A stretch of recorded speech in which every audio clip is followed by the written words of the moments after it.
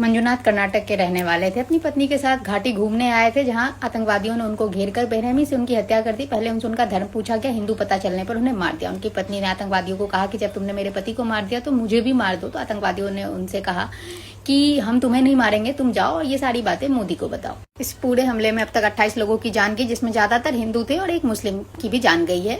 ये हमला न सिर्फ रिलीजियस टेंशन बढ़ाने के लिए था, बल्कि कश्मीर का जो फाइनेंशियल बैकबोन है उसको तोड़ने की भी कोशिश थी, क्योंकि कश्मीर के जो इकोनॉमी का मुख्य स्रोत जो है वो है ही टूरिज्म, और इसीलिए टूरिस्टों को टारगेट किया गया, हिंदू टूरिस्टों को टारगेट किया गया।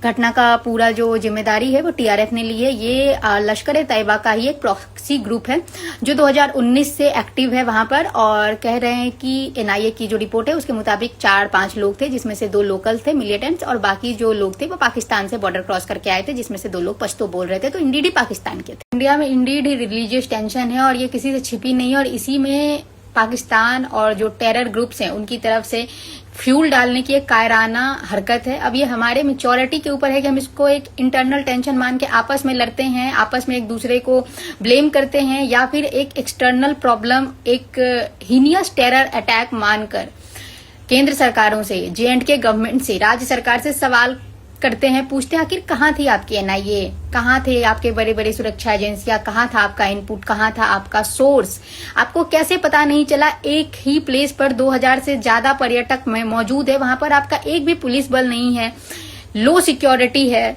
दिन दहाड़े कोई टेरर आकर बॉर्डर क्रॉस कर जाता है और आपकी एजेंसियां सोती रह जाती हैं, आपको कुछ पता ही नहीं चलता, आपके नाक के नीचे से लोग मासूमों को मार कर चले जाते हैं। आखिर अगर उन आतंकवादियों के हाथ हिंदुओं के गर्दन तक पहुंचे तो आपने पहुंचने कैसे दिए, आप कहां थे?